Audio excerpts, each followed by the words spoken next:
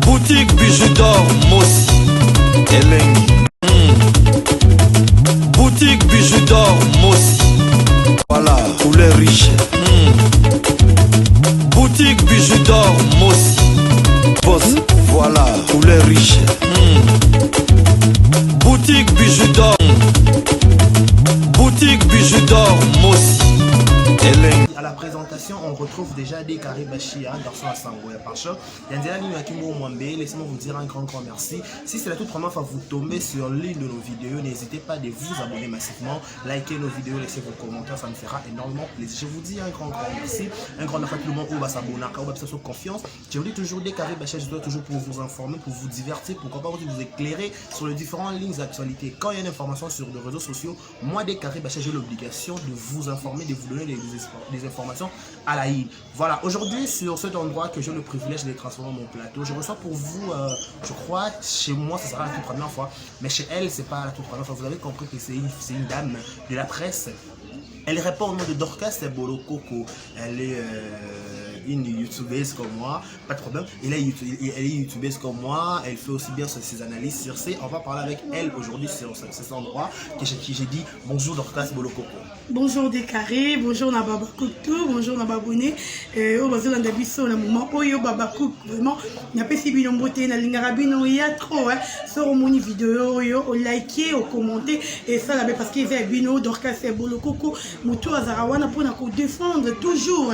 Bah Valérie, il y a artiste Nabiso, bah Valérie, il y a Fila Bissalou, bah Valérie, il y a Ferrigola, donc je suis là, na plateau Lelo, merci Pena, Décaré Moutayambinga pour te développer ton pangarante. Voilà, vous avez compris que c'est Dorcas Bolokoko, il y a le baramingi. Moi je dirais une chose, j'ai fait ces derniers temps, quand je fais mes émissions, par exemple, je vais émission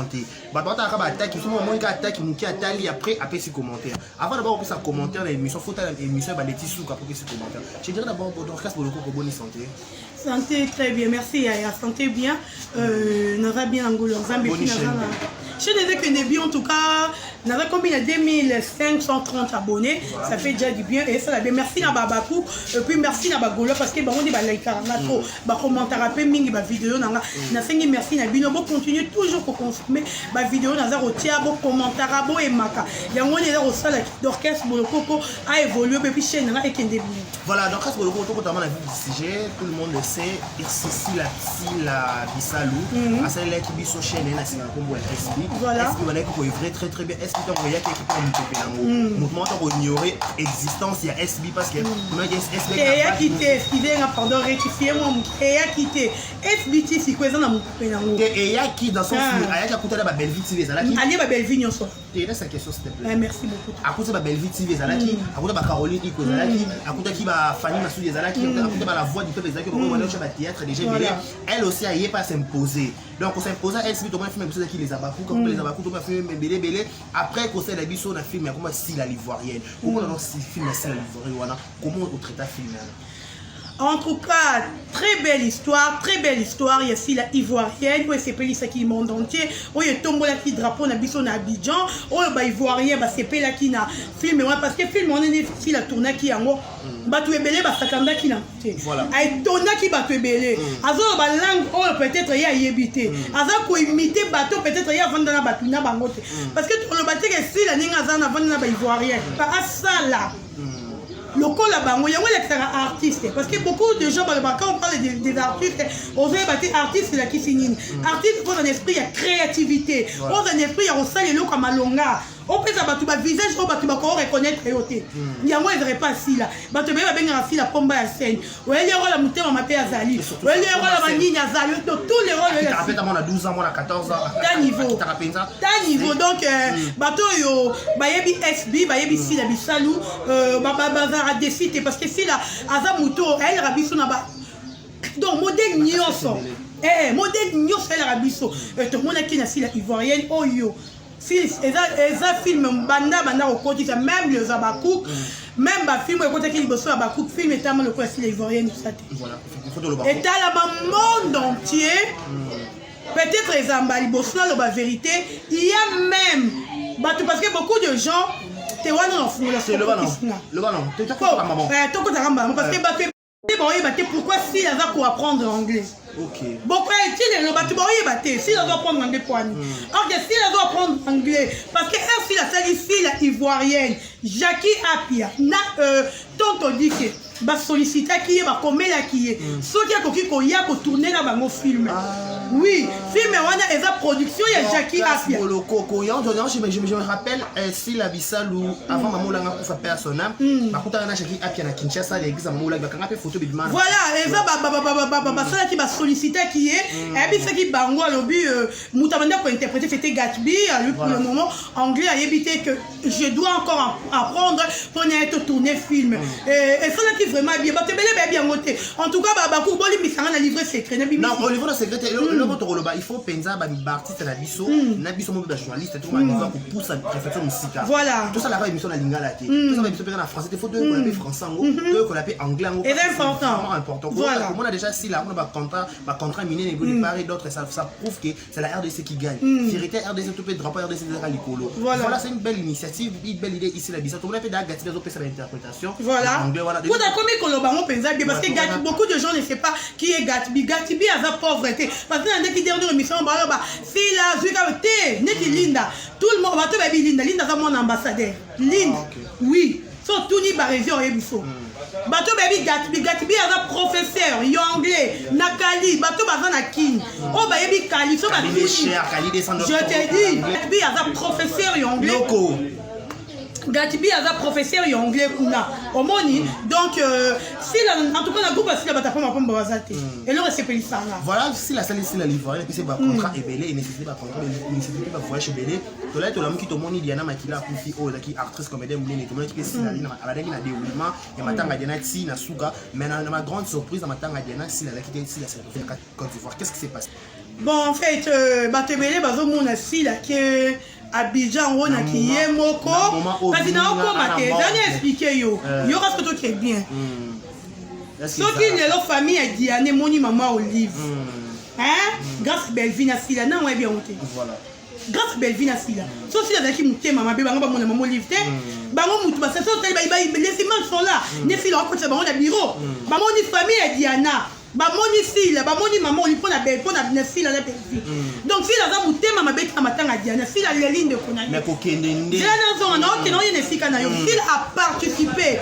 na matanga ya Diana comme il faut ba tout ba yebi yango ko kende ya sila baza invité s'il vous plaît parce que beaucoup de gens vont invité na bien expliquer bino au moins les garçons il y a des qui ont présenté Sila voilà et pas il y a Gous chemise à blé yende les garçons il est congolais peut-être parce que belé va éviter garçon on a congolais vite le film ya Sila yemu ta découvrir qui yango ala qui c'est qui bango ça on a dit Sila tuna qui où est Clémentine a tuna qui go bon parce que Clémentine va combien qui Sila ya on dit Sila tuna qui mais dans un format ba ku ba yebi bon like s'il vous plaît ba to linga capture tu as capture la mais zaté la mimi capture clé si la ligne ba émission tu as on a le barka mamba Sila donc on envoyé dans le barana nga kaka ayina lobi donc nga lo malo ba Sila lo bino lo bango malo ba Sila lo bitengani na omoninga ngati na ko défendre Sila na lebi Sila tili na solo la na été na va fa na ba tutu ba yebi il va baku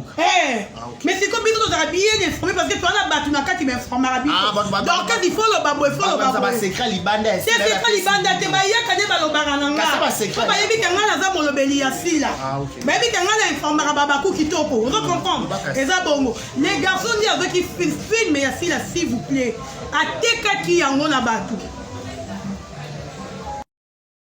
donc bato bazula na biso ba yeba ngo les garçons ni tellement que garçons comment comprendre dans Abidjan avant na ba contact na ba Michel Gorou na ba Nastu na minute oyo lelo to lobi boza vidéo ya Sila na Nastu boza sou Nastu boza ba sou ok faut boza vidéo bientôt boza vidéo ya Sila na Nastu dans vidéo ya Delta akisi Delta na siko yebisa ngo boza ba nisiko grâce à Massa donc les garçons wana nde ya salike Sila ba Gou ba invité Sila ba aza invité s'il vous plaît. Yaba.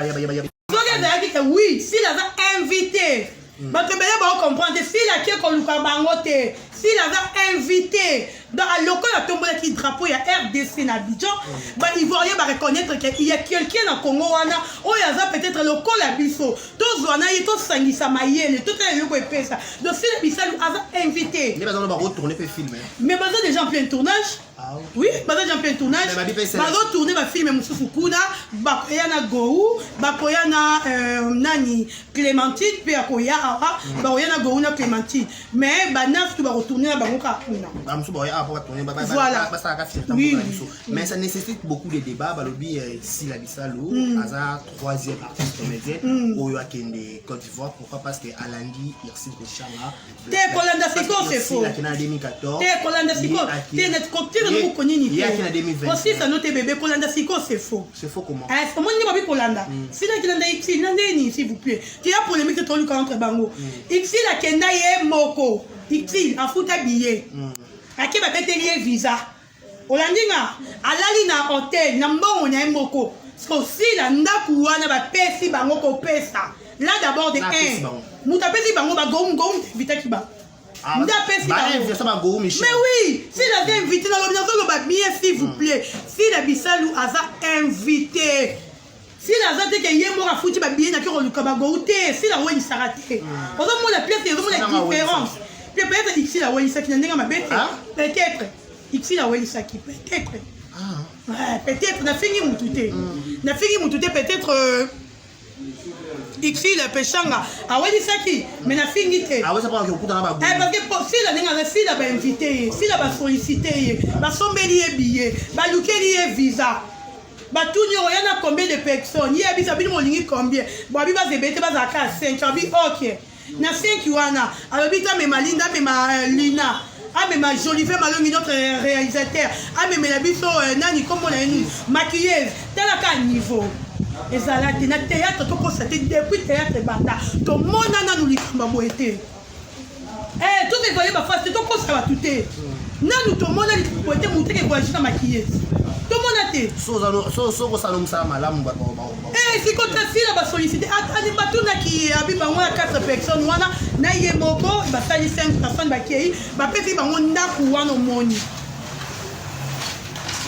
bapesi bango ndaku wana si naluki mutu te mais likambo kolanda ezaki so totala bien na bafille ya théâtre moto mpenza aoza tosala bafilme ya bakanita liboso ezaki Irsi Pechanga papa nga nalobi ya oza akenda ne ye moko peut-être akenda koluka bango mais si la luki bango te c'est différent des carrés pourquoi moto compliqué makambo nabi te ke ya luka ki pa wala mutu mo ta confirmer tout que Pechanga ye mo akenda koluka bango pourquoi parce que Pechanga ba biso ke abungisa box na ba film na ebele et na ka après voyage na Côte d'Ivoire qui le sait et na Côte d'Ivoire ba tona pe ba Boyo Michel box et bunga mais il fallait la biso ba image qui la bunga te bon va partir à kuna po na tiaka ngote to la photo bi mais moi c'est 2014 te faut tika biso nous pas possible ke tout sera possible qui jalousie père mes armes il y a la jalousie mal placée Mouringa qui a force na été aluki mbongo na été yokati kona betelo lisolo ya nini wana so na kosi onzamba lo monanga je mets témoin batu o bayebi lisolo ya filme wana na ni filme ma famille eyaki na groupe Simba il faut un compte bancaire pour vidéo na nge kata ben espace ça mukie tout ça a été émission ta lobby expliquer clairement la vérité news si la eloko wana yaka na nini na babanga on a Simba il faut na nini na compte bancaire il faut na mbongo yo moko so ba billet yo moko so la logement na yo moko so la kolia na yo ozolanda si la monaki oui c'était ça si la monaki en moi est intéressant te ponaye na moment wana parce que monaki ngana na koko dépenser te pour baby na bon que baby pour tourner bino dépenser après tu vas filmer comme était commandé pour kozwa mbongo OK za bongo te na tourner futaka caché na nga to yebi même ba producteur bazalaka awa donc c'était ça c'est la présidente de ma belle vie TV ba dépenser mbongo ba pesa comme tout le monde papa kenye même na tout le canal kenye même na canal plus ba expliquer au dossier o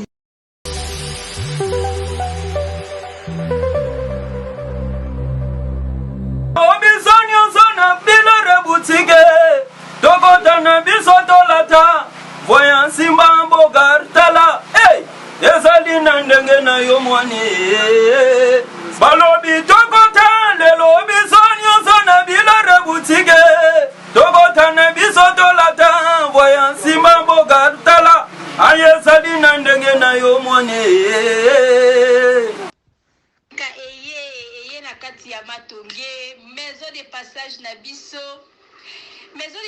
biso ya ngoyo maison de passage na biso eza na ba climatiseur ezali climatisé maison de passage na biso eza na matonge na Irebu A37 maison de passage na biso toza na ba appartement oyo ezali ya 2 chambres salon cuisine tous les 2 chambres wana eza na ba toilette na kati maison de passage na biso tozali na appartement oyo ezali kaka salon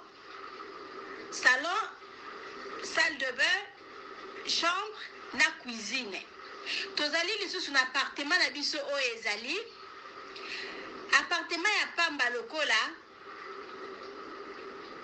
chambre na toilette na oyo salle de bain na ona kati chambre oyo ezali ya pamba oyo ezaka na salle de bain okoyamba bapaya na yo na kati chambre oyo ezali chambre salon cuisine salon ezali ya munene comme okokoyamba bapaya na yo na kati comme okoki koyamba bapaya na yo libanda mai na biso ebimaka kitoko courant na biso toza na balune ebele toza na groupe na biso soki courant ekei totie essence na kati ya groupe ndako na biso ezali sécurité eza na sécurité ya makasi maison de passage na biso na matonge toza kobengisa bino mwana nyonso to ya poto benga numéro oyo ozomona réserver place na yo mpona ozwa place na yo ya kolala na kati ya maison de passage na biso tozali na boutique oyo bazoteka baduver bazoteka nyonso tu na kati ya boutique wana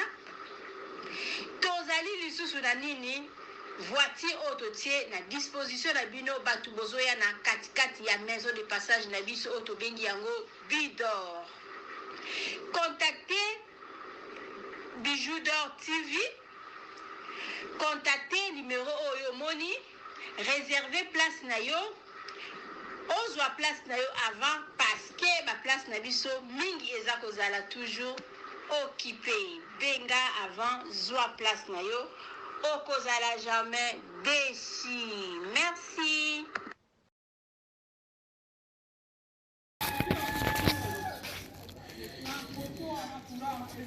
Salut, j'espère que vous allez bien. En fait, c'est plus pour les diasporas. C'est donc qui veulent passer leur séjour ici à Kinshasa. Alors pour tous vos déplacements, il y a une voiture à louer qui est là, marque Hyundai. La voiture elle est confortable, donc climatisée et tout. Donc la voiture répond vraiment aux normes.